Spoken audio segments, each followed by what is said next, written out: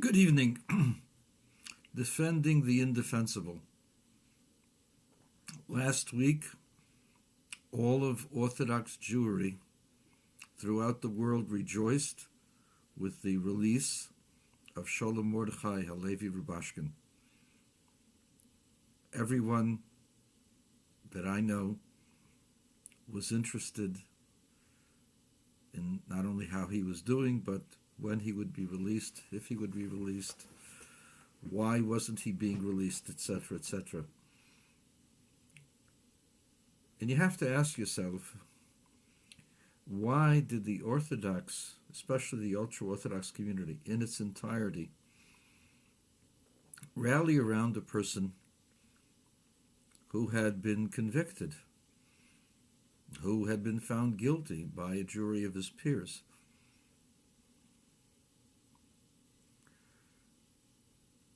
And the answer shouldn't surprise you. It's because we Jews have been subject to anti-Semitism for a long time.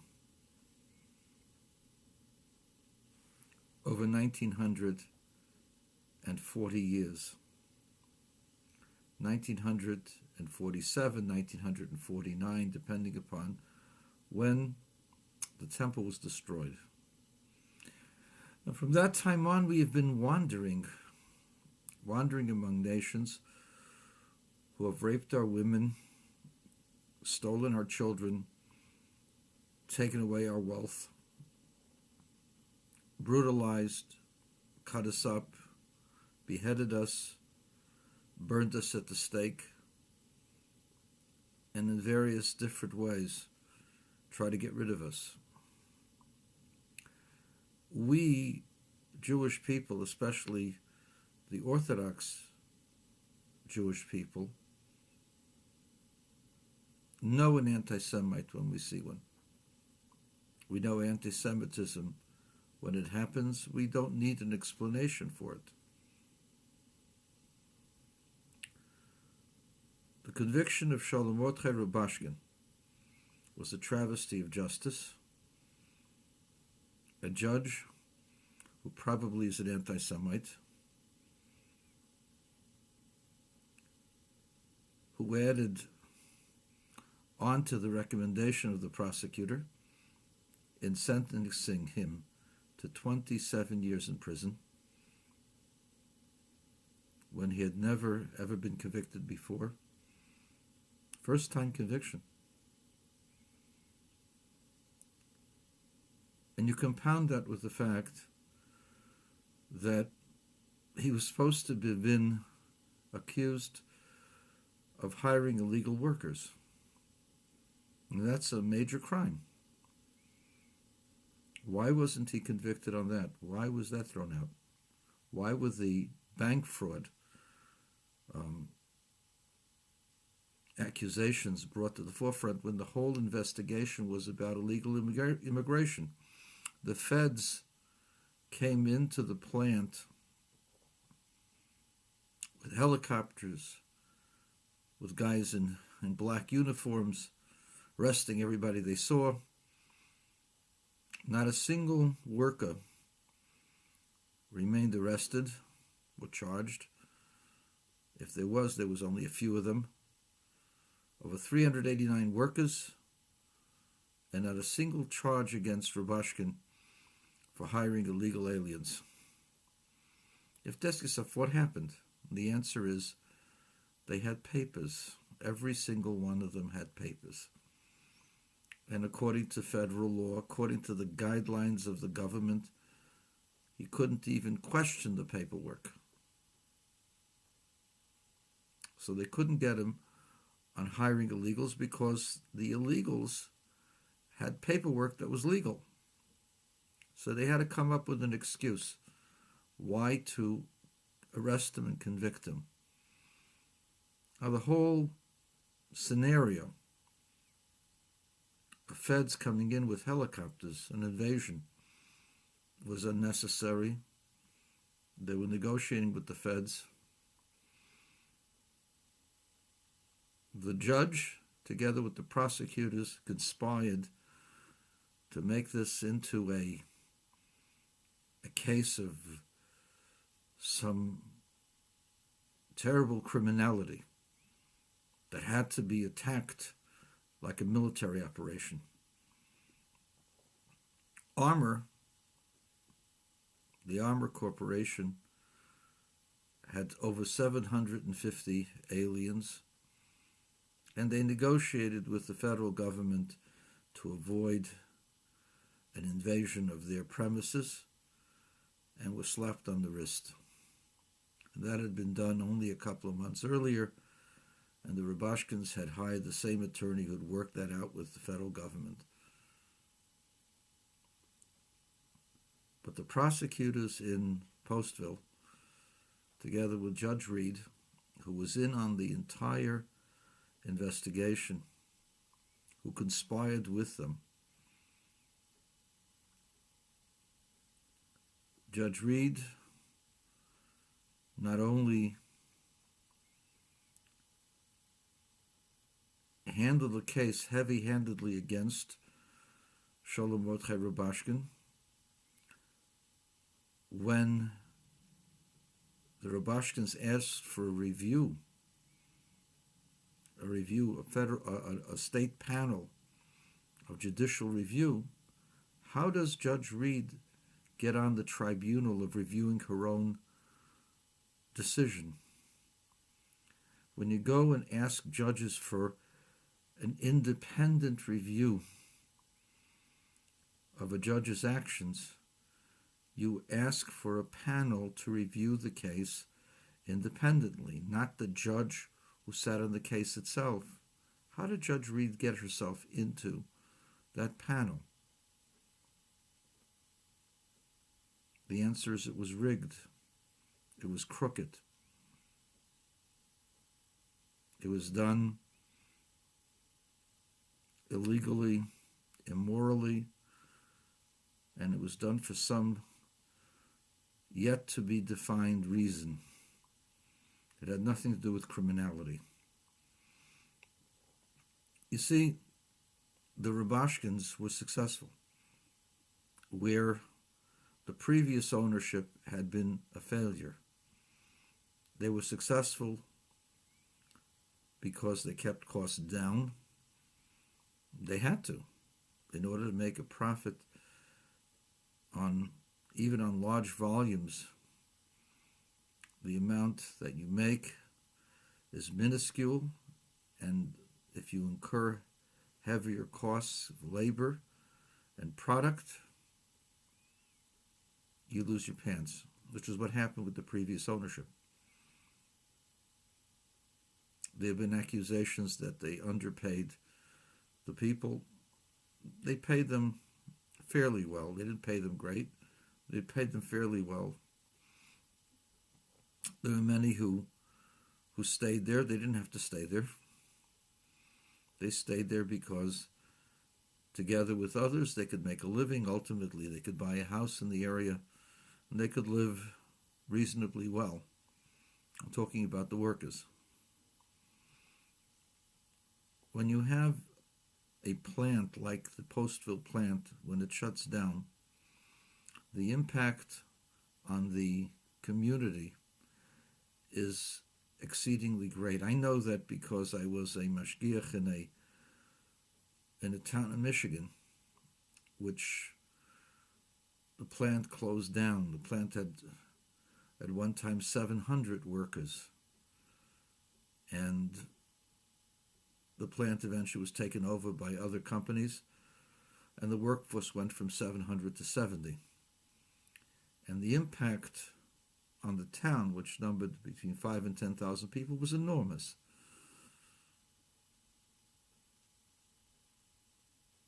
Town went from a thriving community to an impoverished community, which took decades and decades to even have a semblance of a comeback, which is exactly what Postville was looking at had it not been for the Rubashkins. They put Postville on the map. And irrespective of the fact that there were people who didn't like them, they're different. They look like me. They have a big beard and a yarmulke, and they don't eat pork, and they don't parade on Sabbath, and most of them don't play golf. They're not red-blooded Americans. What can we do? But they did infuse millions of dollars into the economy of Postville. They bought houses. The price of housing went up. They bought stores. They were able to make an impact on the entire community, helping the economy of the entire community. The reason why they were prosecuted had nothing to do with the criminality. It had to do with union busting. See, the Rubashkins couldn't afford a union shop. And the workers knew it. The workers did not vote the union in.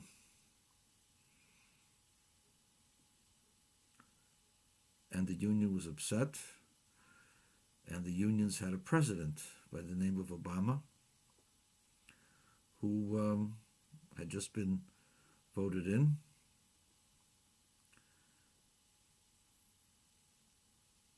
Who sympathized with the unions. And then there were people who didn't like the Jews, plain and simple, especially Jews who looked like me. So it was an old boys setup from the start. Judge Reade said that the sentence was commensurate with the impact on the community. What was the impact? Because he defaulted on the loan. When did Rubashkin default on the loan? Only after he was arrested. Until the arrest, until the invasion of their property, they paid the loans on a regular basis. Yes, they had fraudulently gotten more money, a line of credit that was greater, but their business could handle it. Their business could make the payments. And they were making the payments regularly. They never skipped a payment until the feds closed them down. The feds knew that they would do that. And furthermore, the feds also intimidated potential buyers. We know who the buyers were. And they testified, and were ready to testify, that they had been threatened by the prosecutors. It was only after a significant amount of time and they got a buyer for about a quarter of what the place was worth. That's when the bank lost so much money. After the arrest, after the intimidation, after they closed them down.